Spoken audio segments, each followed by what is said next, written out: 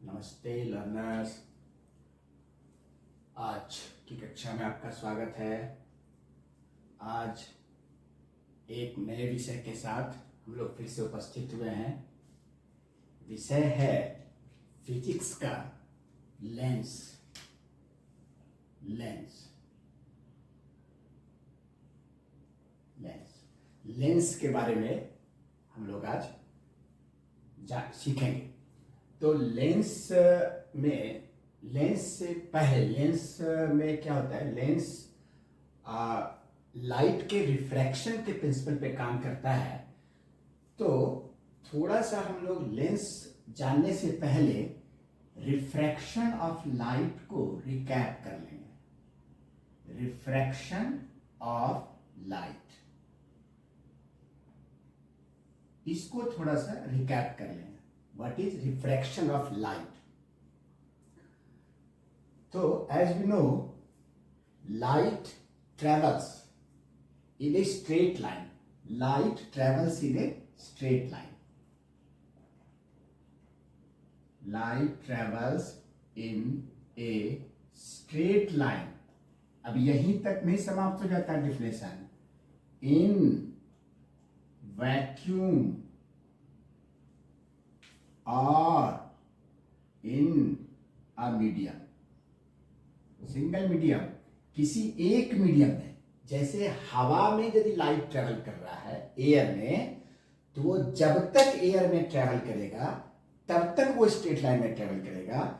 जैसे ही उसको कोई दूसरा मीडियम मिल जाएगा, एक मीडियम से दूसरे मीडियम में यदि जाएगा, तो फिर वो स्ट्रेट लाइन में ट्रेवल नहीं करेगा, वो अपना रास्ता बदल लेगा। It will change its path,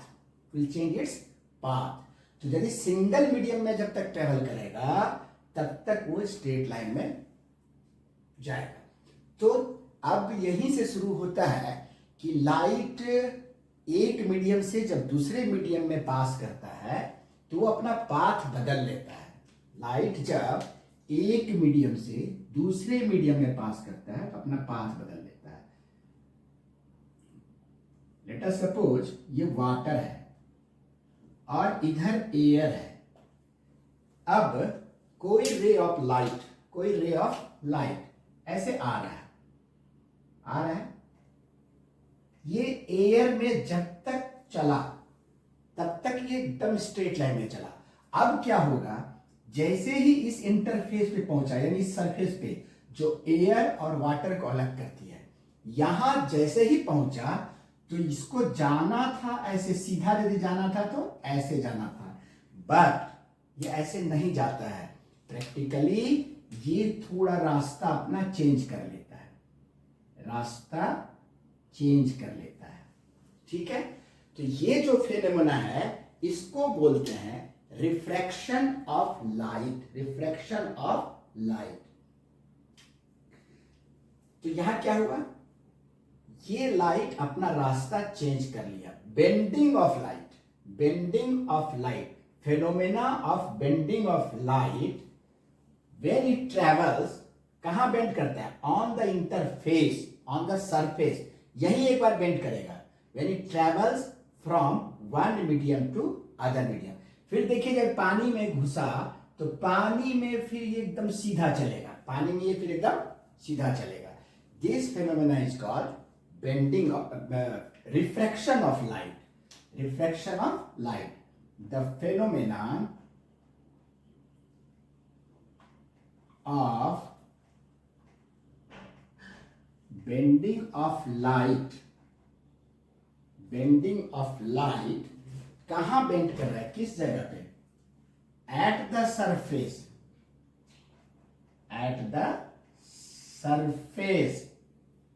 separating two mediums is called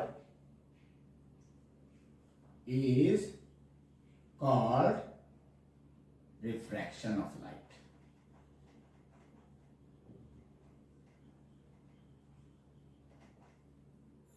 यही जब कोई लाइट अपने रास्ते से बेंड कर जाए, कहाँ? At the surface separating two medium, यही करता है। उसके बाद फिर उस मीडियम में जाएगा तो ये स्ट्रेट लाइन पाथ में जाएगा। अब यहां जब रिफ्रैक्शन होता है तो ऐसा नहीं है कि रिफ्रैक्शन का कोई ऐसे जैसे मन किया लाइट कभी इधर चला गया कभी इधर चला गया, no, it follows certain rule, it follows certain rule.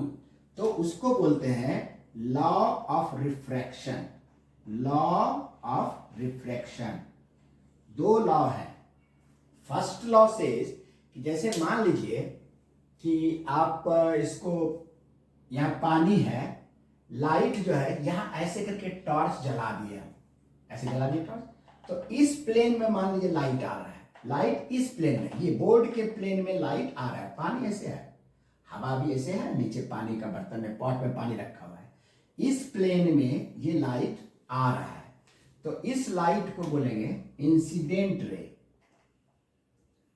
Incident ray आ रहा है, ये यहां ओ पे पड़ रहा है।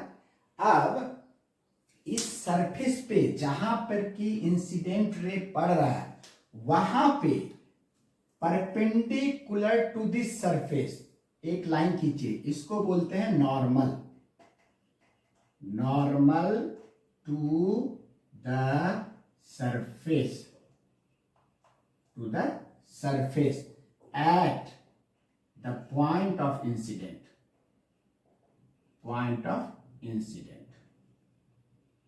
मतलब इस प्लेन में एक लाइट आ रहा था और ये पानी के सरफेस पे टकराया, पड़ा, जहां पानी और हवा मिल रही है उस सरफेस पे टकराया, प्लेन, इस प्लेन में लाइट आ रहा था, तो इस जहां टकराया इस पॉइंट पे, इस सरफेस पे एक परपेंडिकुलर खींचिए जिसको नॉर्मल बोलते हैं, और नॉर्मल के साथ जो इंसिडेंट रे एंगल बनाता है उसको बोलते हैं एंगल ऑफ इंसिडेंट। अब इसी नॉर्मल को हम बढ़ा दिया। अब क्या हुआ? अब टकराने के बाद जब पानी के सरफेस पे लाइट स्ट्राइक किया उसके बाद ये पानी में चलना शुरू किया, ये बेंड कर गया, अपना रास्ता बदल लिया। जब रास्ता बदल दिया तो ये एंगल अलग होगा, ये एंगल अलग होगा, इसको बोलते हैं नॉर्मल के साथ जो ये रिफ्रैक्टेड रेज को बोलते हैं, रिफ्रैक्टेड रेज, रिफ्रैक्शन के बाद जो रे पानी में आया लाइट का उसको बोलेंगे रिफ्रैक्टेड रेज, और angle between the refracted rays and normal will be called angle of refraction, angle of refraction. R से डिनोट करते हैं, ये आई जो है ये है angle of incidence, angle of incidence, ठीक है, इसको आई से डिनोट करते हैं। अच्छा, अब इसमें क्या है कि चूंकि लाइट इस प्लेन में आ रहा था, नॉर्मल और ये लाइट का जो रे है दोनों मिलके एक प्लेन बनाया, तो जो रिफ्रैक्टेड रेज होगा, जो रिफ्रैक्टेड रेज होगा वो इसी प्लेन में जाएगा, रिफ्रैक्टेड रेज इसी प्लेन में जाएगा, ये मिलके एक प्लेन बनाया, दोनों मिलके रिफ्रैक्टेड रेज और नॉर्मल मिलके एक प्लेन बनाया, तो ये इंसिडेंट रे और नॉर्मल मिलके प्लेन बनाया, रिफ्रैक्टेड रेज जो है इसी प्लेन में जाएगा, ऐसा नहीं कि ये ऐसे आएगा, ऐसे बाहर नहीं आएगा, इसी प्लेन में, इसी प्लेन में आएगा। मतलब क्या हुआ? First law of refraction of light says, light से incident ray, refracted rays and normal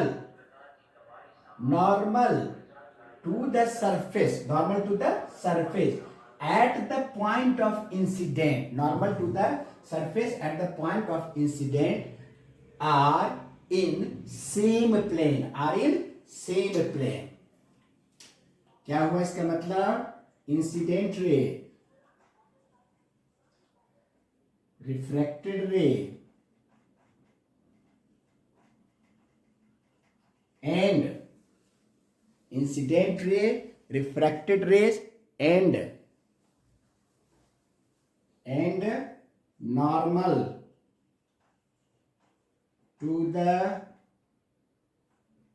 point of incident at the surface,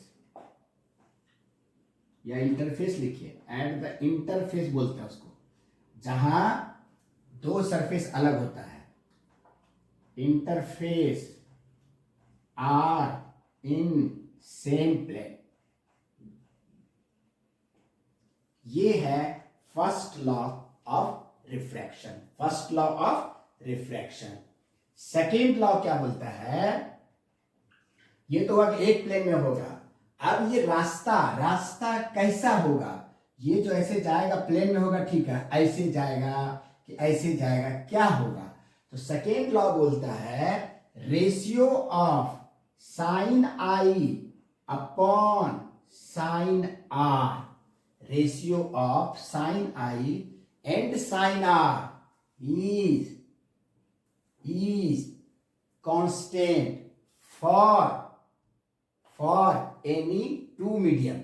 इसमें आ रहा है ना, दो मीडियम है यहां, फॉर एनी टू मीडियम। इसको बोलते हैं रिफ्रैक्टिव इंडेक्स, इसको म्यू से डिनोट करते हैं, म्यू से, और ये म्यू कहलाता है refractive index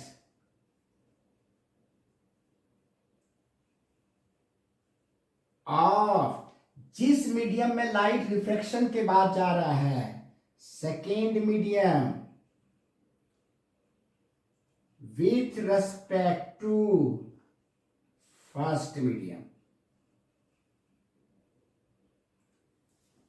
sin I upon sin R, ratio of sin I and sin R is equal to refractive index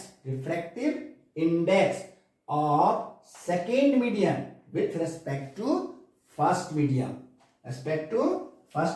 इसको ऐसे भी लिखते हैं, second medium with respect to first medium, कहीं कहीं ऐसे भी लिखा जाता है second medium with respect to first medium, refractive index. ठीक है, ये डिपेंड करता है इस मैटर पे, इस मैटर का कैरेक्टरिस्टिक है रिफ्रैक्टिव इंडेक्स। तो ये दो लॉ है, पहले तो लाइट जब इंसिडेंट और रिफ्लेक्टेड रेज और नॉर्मल एक प्लेन में होगा, ऐसा नहीं कि ये लाइट ऐसे आ रहा था इस प्लेन में और यहां से पता चला कि ऐसे निकल गया, नहीं, वो ऐसे ही जाएगा। पहला तो लॉ ये हो गया। सेकेंड लॉ हो गया जो एंगल ऑफ इंसिडेंट और एंगल ऑफ रिफ्रैक्शन है, उसके साइन का रेशियो कांस्टेंट होता है for a pair of medium, that constant is called refractive index of second medium with respect to first medium. इसको म्यू से डिनोट करते हैं, mu second medium with respect to first medium. कुछ book में ऐसे भी लिखते हैं mu second medium with respect to first medium. ठीक है, तो अब जो है थोड़ा सा विचार हम लोग कर लेंगे। अब नया टर्म आ गया ना रिफ्रैक्टिव इंडेक्स, तो इस पे ये है क्या, कहां से आया ये, तो थोड़ा सा इस पे विचार कर लेते हैं।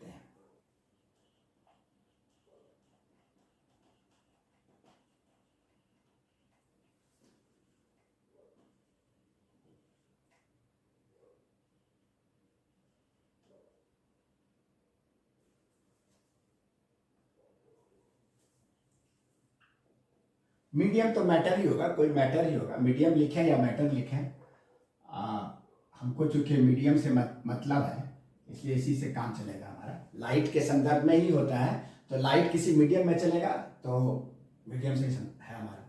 तो रिफ्रैक्टिव इंडेक्स को ये आया कहां से, तो हम आप सब जानते हैं speed of light in vacuum is maximum, that is approximately 3 lakhs kilometer per hour, 3 lakhs kilometer per second, 3 lakhs kilometer per second। तो स्पीड ऑफ लाइट वैक्यूम में मैक्सिमम होता है, ठीक है, और अदर मीडियम में स्पीड ऑफ लाइट वैक्यूम से कम होता है, अदर मीडियम में स्पीड ऑफ लाइट वैक्यूम से कम होता है।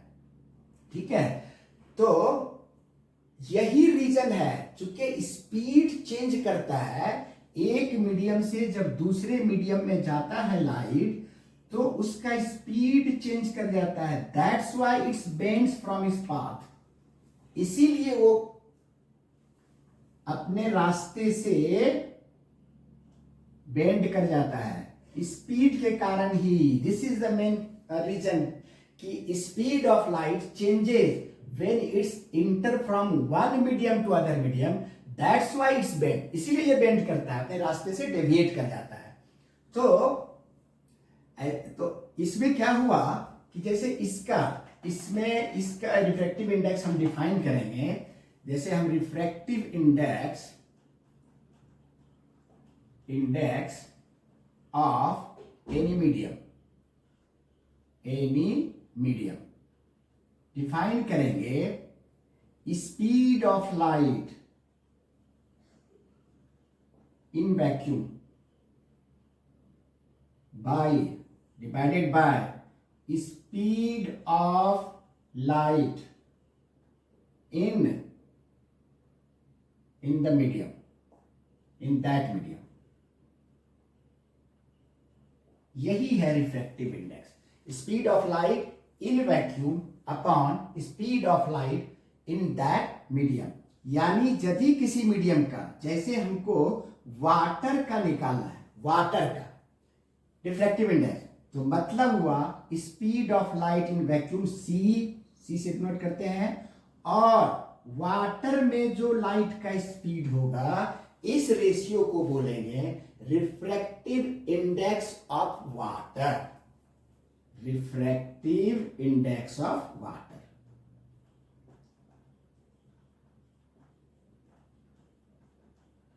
ठीक है, रिफ्रैक्टिव इंडेक्स ऑफ वाटर। अब यहां विथ रेफरेंस टू कुछ नहीं लिखे, मतलब वैक्यूम, विथ रेफरेंस टू कुछ नहीं लिखे मतलब वैक्यूम। अच्छा, सबसे मजे की बात यह है, एयर में करीब करीब वही वेलोसिटी होता है लाइट का जो वैक्यूम में होता है। इसीलिए हम लोग इसको जो है एयर में velocity of light is almost equal the velocity of light in vacuum, इसीलिए हम लोग इसको C मान लें तो 1 हो जाएगा।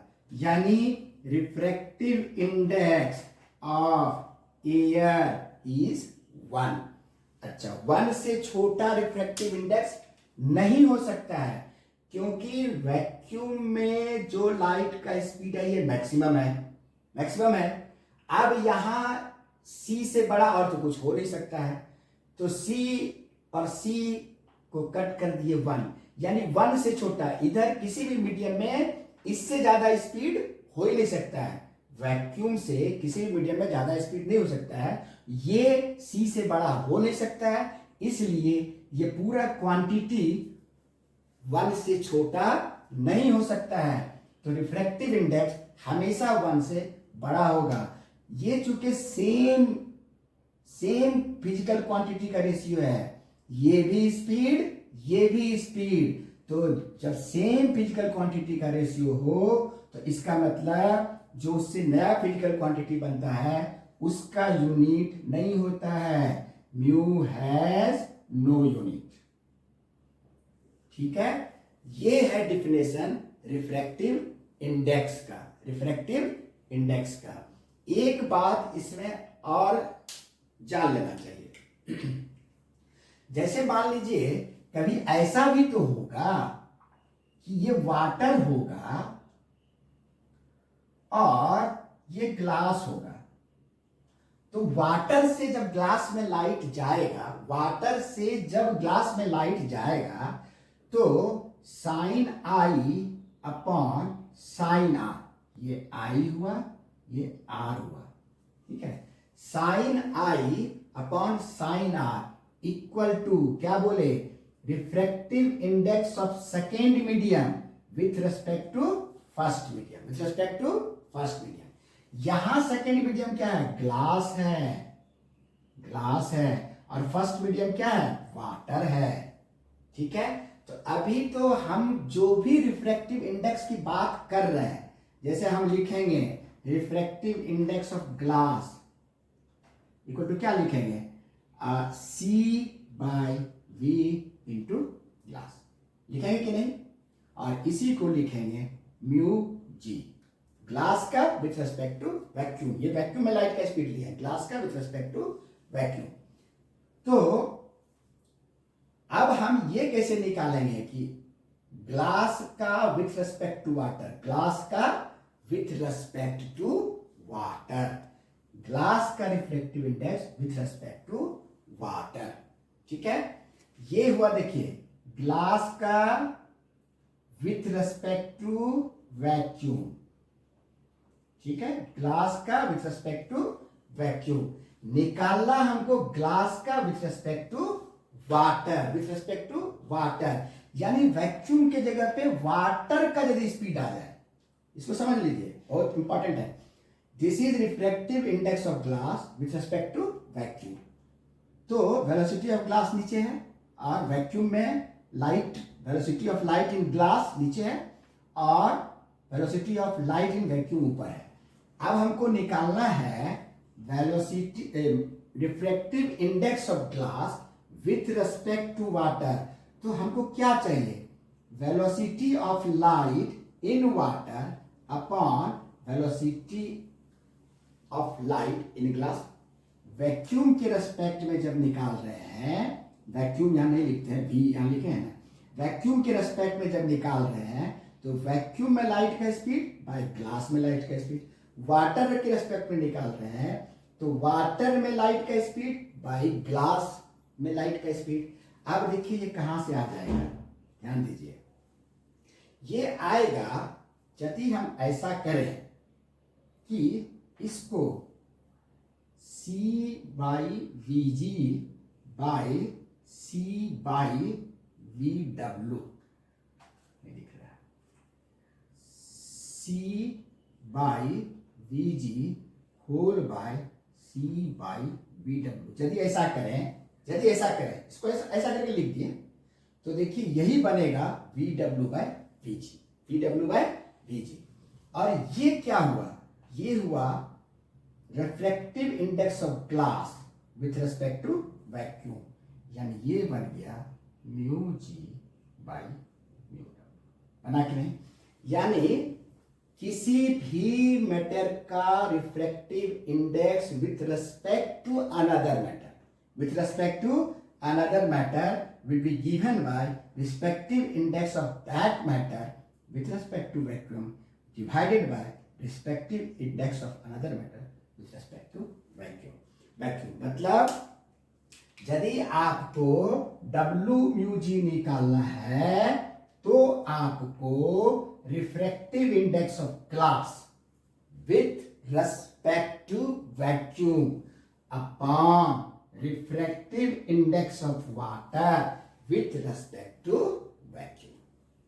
अच्छा, विथ रेस्पेक्ट टू वैक्यूम के जगह पे हम लोग invariably with respect to air use करेंगे, क्योंकि एयर का रिफ्रैक्टिव इंडेक्स 1 होता है, एयर का रिफ्रैक्टिव इंडेक्स 1 होता है और almost velocity of light in vacuum is equal to velocity of light in air होता है। तो ये हुआ रिफ्रैक्शन का रिकैप, बेसिक कंसेप्ट। ठीक है, अब कुछ मटेरियल का refractive index, as for example यदि आपको जानने की जरूरत हो तो रिफ्रैक्टिव इंडेक्स ऑफ एयर तो 1 होता है, ठीक है, वाटर का 1.3 देखना पड़ेगा, 1.33। ग्लास बहुत तरह के होते हैं लेकिन कोई एक ग्लास का लेते हैं 1.52, ठीक है। उसके बाद सबसे ज़्यादा रिफ्रैक्टिव इंडेक्स डायमंड का होता है, डायमंड का लेते हैं 2.42। एक मान लीजिए कुछ केरोसिन का ले लेते हैं, केरोसिन का होता है 1.41, केरोसिन का होता है 1.41।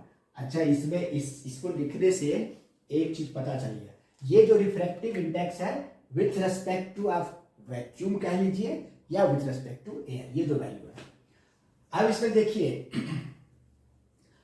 जिसका रिफ्रैक्टिव इंडेक्स ज्यादा होगा, जिसका रिफ्रैक्टिव इंडेक्स जितना ज्यादा होगा वो मीडियम ऑप्टिकली डेंसर कहलाएगा, optically denser. As for example, water का रिफ्रैक्टिव इंडेक्स एयर से ज्यादा है, refractive index of water is more than air, तो water is optically denser, optically light के लिए optically denser than air. Glass is optically denser than water, glass is optically denser than kerosene, diamond is optically denser than all of them. लेकिन यहां एक चीज देखिए, बड़ी मजे की बात है, केरोसिन का है 1.41 और वाटर का है 1.33, तो kerosene is optically denser than water, optically denser than water. और जो डेंसिटी पढ़ते हैं हम लोग फिजिक्स में, जो मास पर यूनिट वॉल्यूम डेंसिटी पढ़ते हैं, तो केरोसिन का डेंसिटी कम होता है वाटर से, केरोसिन का डेंसिटी वाटर से कम होता है, लेकिन केरोसिन यहां ऑप्टिकली डेंसर है देन वाटर।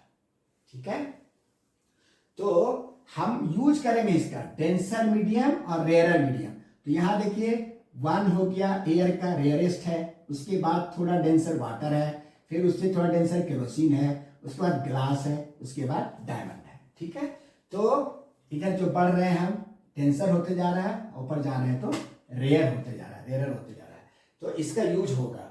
तो ये हो गया लॉ ऑफ रिफ्लेक्शन और रिफ्रैक्टिव इंडेक्स। अब लॉ ऑफ रिफ्लेक्शन को थोड़ा एक लेमैन की भाषा में जानना जरूरी है, नहीं तो कितना वो आई और आर का रेशियो वगैरह निकाल के देखेंगे किधर जाएगा, वो सब नहीं। सीधा सीधी बात है, when light passes from air, this is water, from optically rarer medium to optically denser medium, it bends towards normal, इस लाइट को कहां जाना चाहिए था, सीधा जाना चाहिए था ऐसे, लेकिन क्या होगा, ये जो है लाइट ऐसे नहीं जाके नॉर्मल की ओर बेंड कर देगा। देखिए नॉर्मल की तरफ आ गया कि नहीं, नॉर्मल की ओर बेंड कर जाएगा।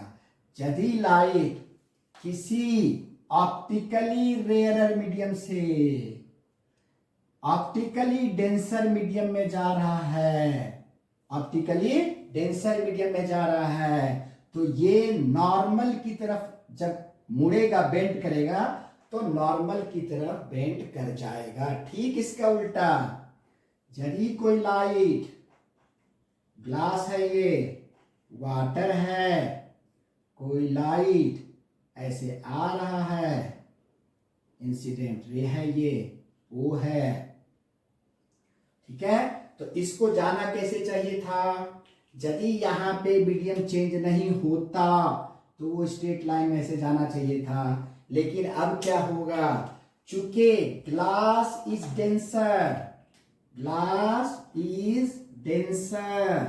देन वाटर, ये रेयरर हो गया, glass is denser then optically denser than water, ये क्या होगा, डेंसर से जब रेयरर में जाएगा तो वो आगे हो जाएगा, नॉर्मल से और दूर हो जाएगा, अभी इतना दूर था और दूर ऐसे जाएगा।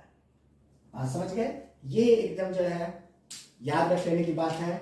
when light travels from a rarer medium to denser medium, then it bends towards the normal. When light travels from a denser medium to rarer medium, then it's go away, away, पहले इतना ही दूर था, और away from the normal. This is all about refraction. Okay? तो समझ में आ गई होगी, ऐसा हम आशा करते हैं। और यदि कोई कंफ्यूजन है तो आप कमेंट बॉक्स में कमेंट करके जरूर बताइए। एक चीज और थोड़ा सा जानना जरूरी है, ये छूट जाता तो फिर दिक्कत हो जाता। ये देखिए,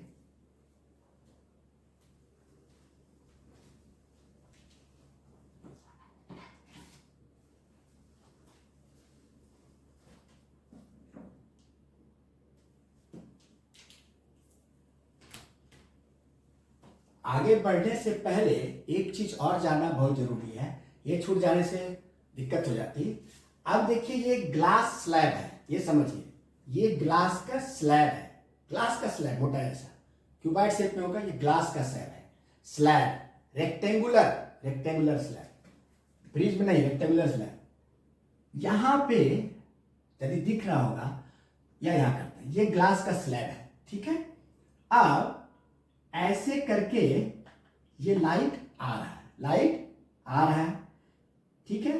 फिर इसमें घुसेगा, वहां बेंड करेगा, फिर ये हवा में निकलेगा, लाइट रुकेगा तो नहीं, ये ट्रांसपेरेंट मीडियम है ना, तो यहां से लाइट इसमें जाएगा ग्लास स्लैब में अपना जो बेंडिंग वुंडिंग होगा फिर होगा, और फिर ये नीचे से फिर ये हवा में आ जाएगा। तो ये इसमें बड़ी खास बात होती है जिसको कि हमको बताना है। ये देखिए, ये ग्लास स्लैब है, ये क्या है, ग्लास स्लैब है। तो ग्लास स्लैब आपको ऐसा दिख रहा है कि नहीं? आप आगे से देखेंगे इसका क्रॉस सेक्शन क्या दिख रहा है, रेक्टेंगुलर पीस दिख रहा है कि नहीं, ठीक है। तो वही मैंने एक रेक्टेंगुलर पीस बना दिया ग्लास स्लैब का, किसका, ग्लास स्लैब का। अब यदि ये ग्लास स्लैब में एयर से कोई लाइट आए तो उसका रिफ्लेक्शन के बाद फाइनल इमर्ज जो करेगा ग्लास से जो बाहर निकले, उसका पाथ कैसा होगा। पहले हम यहाँ नॉर्मल ही खींच देते हैं, एक नॉर्मल यहां इस सरफेस पे, एक नॉर्मल इस सरफेस, ठीक है। अब देखिए, एक लाइट चला, ऑब्लिक है, ये आई, ठीक है, यहां से चला। अब एयर से ग्लास में आ रहा है, एयर टू ग्लास, तो क्या होगा, रेयर से डेंसर में टुवार्ड्स नॉर्मल, ऐसे आ जाएगा कि नहीं, ऐसे आ जाएगा।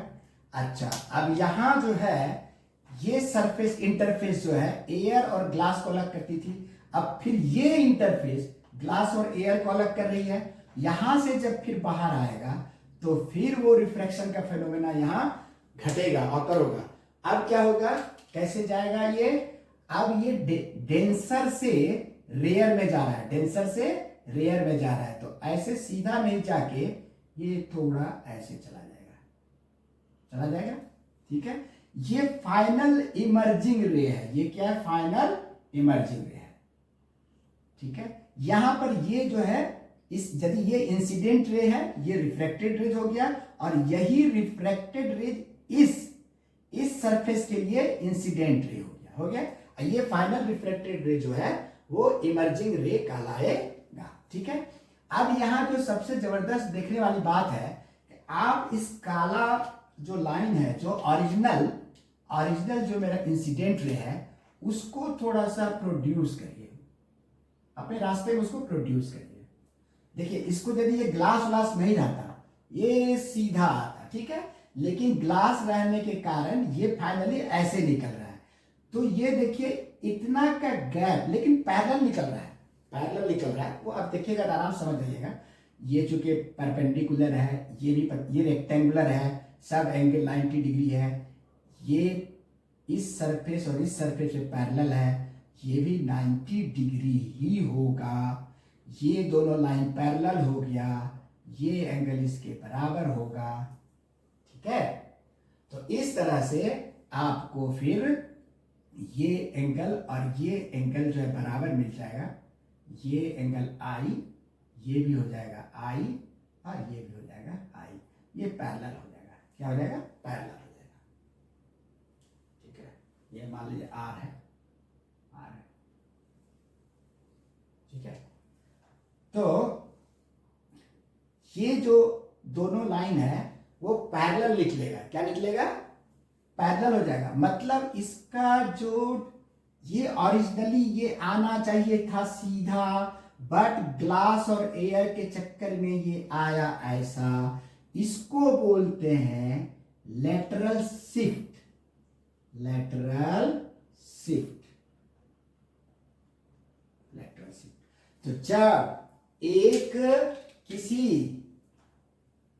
ग्लास का क्या बोले थे हम, क्यूबॉइड है, उससे यदि लाइट रिफ्रैक्ट करता है एक सरफेस पे आया फिर दूसरे से, जो फाइनल इमर्जिंग रे होता है वो parallel to the incident ray होता है, और वो जितना दूरी होता है दोनों पैरेलल लाइन का, इमर्जिंग रे और इंसिडेंट रेज के बीच में जो पैरेलल लाइन के बीच का दूरी होता है उसको बोलते हैं lateral shift, lateral shift.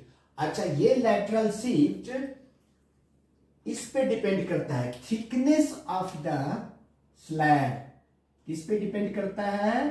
Thickness of the slab, slab के थिकनेस पे डिपेंड करता है। अभी मैंने इतना मोटा स्लैब लिया था ना, इतना मोटा।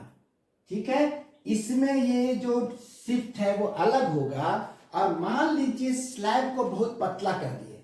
क्या कर दिए? बहुत पतला कर दिए। ठीक है, पतला कर दिया, देखिए बहुत पतला हो गया। तो इसमें ये शिफ्ट जो है कम होते जाएगा। शिफ्ट क्या होते जाएगा? कम होते जाएगा। एक बनाते हैं फोटो, पतला सा करते हैं एकदम, स्लैब, ग्लास स्लैब, एकदम पतला glass slab, rectangular glass slab. ठीक है, अब इस पे लाइट को हम इंसिडेंट कराते हैं, कोई लाइट को इंसिडेंट कराते हैं। ठीक है, उसके बाद अब देखिए यहां डाला हमने नॉर्मल, अब ये लाइट रिफ्रैक्ट होगा, ये आई है, इसको जाना चाहिए था ऐसे सीधा, सीधा नहीं जाके ये थोड़ा नॉर्मल की तरफ मुड़ जाएगा, मुड़ गया। अब फिर देखिए, अब इस पॉइंट पे आके स्ट्राइक कर रहा है, तो यहां भी नॉर्मल खींचेंगे, इतना दूर नहीं होगा, ये भी ज्यादा दूर हो गया, नॉर्मल खींचे। अब इस नॉर्मल से जब यहां से ये निकलेगा तो ऐसे नहीं जाके थोड़ा सा बेंट कर जाएगा, ऐसे ऐसे बेंट कर जाएगा। ठीक है, अब ध्यान दीजिए, ये जो काला वाला डॉटेड लाइन है यही इंसिडेंट रे का पाथ है, एक्चुअल ओरिजिनल पाथ, और जब ग्लास से होके निकला ये लाल वाला इमर्जिंग है। थिकनेस ऑफ द ग्लास जब घटा दिए, देखिए ये दोनों लाइन जो है करीब करीब साथ आ गया, यानी लेटरल शिफ्ट जो है tends to zero, tends to zero when thickness of the glass, thickness of the glass slab tends to zero. यदि ग्लास स्लैब का थिकनेस हम बहुत कम कर दें तो ये जो इंसिडेंट रे है और इमर्जिंग रे है ये ऐसा लगेगा एज इफ कि इसमें डेविएशन हुआ ही नहीं, बेंडिंग हुआ ही नहीं, ये सीधा निकल गया। आई और ई इमर्जिंग रे, इंसिडेंट रे और इमर्जिंग रे करीब करीब एक लाइन में निकल गया। यदि ग्लास का थिकनेस बहुत कम कर दिया जाए तो एज इफ कि ये इस पॉइंट पे स्ट्राइक किया और सीधा निकल गया, कहीं कोई डेविएशन ऑफ पाथ नहीं हुआ। ये आइडियल कंडीशन है। एक्चुअल में तो हो गई थोड़ा बहुत, लेकिन यदि थिकनेस को हम बहुत कम कर दें तो ऐसा सिचुएशन आएगा, ऐसा सिचुएशन आएगा। ठीक है, ये बहुत इंपॉर्टेंट है, इसका यूज करेंगे हम लोग लेंस में। लेंस में इसका बहुत यूज होगा कि यदि thickness of the glass slab is very less then incident ray and emerging ray एक लाइन में ही हमको दिखेगा, एज इफ कि there is no deviation of path of light. एक बात और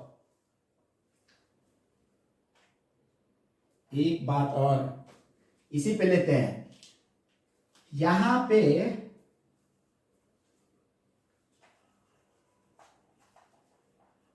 एक ग्लास स्लैब लिया मैंने, मान लीजिए किसी पॉइंट पे एक परपेंडिकुलर लाइन खींच दिया, ये नॉर्मल हो गया इस पॉइंट पे, वो पॉइंट पे नॉर्मल हो गया। अब क्या होगा इफ कोई रे ऑफ लाइट इसी लाइन से ऐसे ही आ जाए स्लैब पे, हो सकता है कि नहीं? रे ऑफ लाइट तो ऐसे कोई सोर्स है, लाइट का सोर्स है। अब इस सोर्स से चारों तरफ ऐसे करके रे निकल रहा। कोई एक ऐसा रे हो सकता है कि नहीं जो इस पे परपेंडिकुलर आके स्ट्राइक किए, perpendicular to the surface strike करे, हो सकता है। अब इस लाइट का जब रिफ्रैक्शन होगा, जब ग्लास से होके जाएगा, तो वो किस पाथ से जाएगा? वो पता है, एकदम सीधा चला जाएगा, चाहे कितना भी थिकनेस हो स्लैब का। यदि एक मीडियम से दूसरे मीडियम में लाइट जा रहा है, और वो रे इंटरफेस पे परपेंडिकुलर है, यानी अलोंग द नॉर्मल है, उस पॉइंट पे अलोंग द नॉर्मल है, तो वो अपने पाथ से डेविएट नहीं करेगा। तो आप कहेंगे फिर तो वो लॉ ऑफ रिफ्रैक्शन को फॉलो नहीं किया। एकदम किया। आप देखिए लॉ ऑफ रिफ्रैक्शन क्या कहता है, sine I upon sine are equal to mu two 1, refractive index of second medium with respect to first medium कहता है। अब यहां देखिए आई क्या होता है, नॉर्मल और इंसिडेंट रे के बीच का एंगल, नॉर्मल और इंसिडेंट रे। अब ये इंसिडेंट रे यहीं आ गया, नॉर्मल भी यहीं, इंसिडेंट रे भी यहीं, आई इक्वल टू 0 हुआ कि नहीं हुआ? जब आई 0 हो गया तो साइन आई इक्वल टू 0। अब देखिए 0 by sine are equal to mu two 1, this implies, sine r को उधर करिए, sine are equal to 0 by mu two 1 यानी 0, देयरफॉर आर इक्वल टू 0, यानी एंगल ऑफ रिफ्रैक्शन क्या हो गया, 0, angle of refraction 0। Angle of refraction किसको बोलते हैं, नॉर्मल और रिफ्रैक्टेड रे के बीच का एंगल, ये 0 है, मतलब नॉर्मल के पाथ नहीं चला गया। मींस जब कोई रे ऑफ लाइट किसी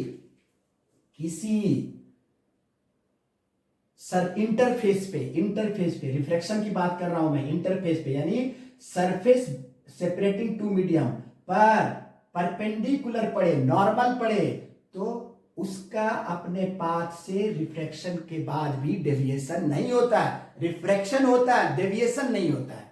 ठीक है, क्योंकि यहां साइन आई 0 हो गया तो आर भी 0 हो गया। ठीक है, अब इस मतलब रिफ्रैक्शन को